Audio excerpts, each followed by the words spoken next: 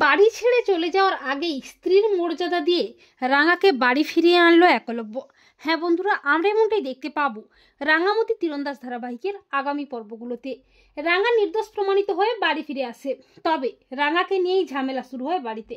সাত্তকী রাঙাকে বাড়ি থেকে তাড়ানোর জন্য উঠে পড়ে লাগে। একলব্যকে বলে, তুই যে কোনো একজনকে বেছে নে তোর জীবন সঙ্গী হিসেবে, রাঙাকে নয় আহেরিকে। দু নৌকোয় পা দিয়ে চলা যাবে না। রাঙার জন্যই বাড়িতে যত বিপদ, সব সময় আমাদের ভয়ে ভয়ে থাকতে হয়।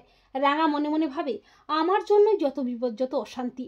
এরপর আহেরি রাঙার কাছে আসে, আর রাঙা আহেরিকে আচ্ছা করে রামধলাই করে। রাঙা বলে, আহেরি দিদি, তুই মোর ব্যাগটার মধ্যে জলের বোতলটা ঢুকিয়েছিলি, তোর কাছেই ওই জলের বোতলটা ছিল, এমনকি তোর হাতের নেল পলিশটাও আমার ব্যাগটাতে লেগে আছে। আহেরি প্রচন্ড খেপে গিয়ে বলে, রাঙা, আজ থেকে আমি তোমার বিরুদ্ধে। একলব্যকে আমার চাই, আর তার জন্য একলব্যের জীবন থেকে তোমাকে আমি সরাবই। তখন রাঙা বলে, আহেরে দিদি, তুই যে মোর ব্যাগটার মধ্যে জলের বোতলটা ঢুকিয়েছিলি সেটা তো আমি প্রমাণটা করবই। আর তুই কি জানিস সিঁদুরের জোর কতটা? উড়ানবাবু আমাকে বিয়াটা করেছে, এতদিন আমি কোনো স্ত্রীর অধিকার দাবি করিনি, তবে এবার আমি আমার সিঁদুরের অধিকার দেখাবই।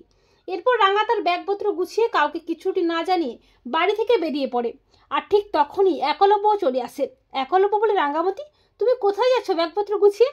রাঙা বলে, উড়ানবাবু, মোর জন্য যত অশান্তিটো, আমি এ বাড়িতে থাকতে পারবো না। রে একলব্য রাঙামতির হাতটি ধরে বলে, রাঙামতি, তুমি আমার স্ত্রী, বসুবাড়ির ছোট বউ, তুমি কোথাও যাবে না, তুমি এ বাড়িতেই থাকবে।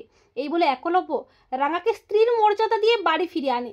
তো বন্ধুরা, তোমরা এটাই চাও তো যে বাড়ি ছেড়ে চলে যাওয়ার আগেই যেন স্ত্রীর মর্যাদা দিয়ে রাঙাকে বাড়ি ফিরিয়ে আনে একলব্য? কমেন্ট করে এক্ষুনি জানিয়ে দাও তোমাদের মতামতটি।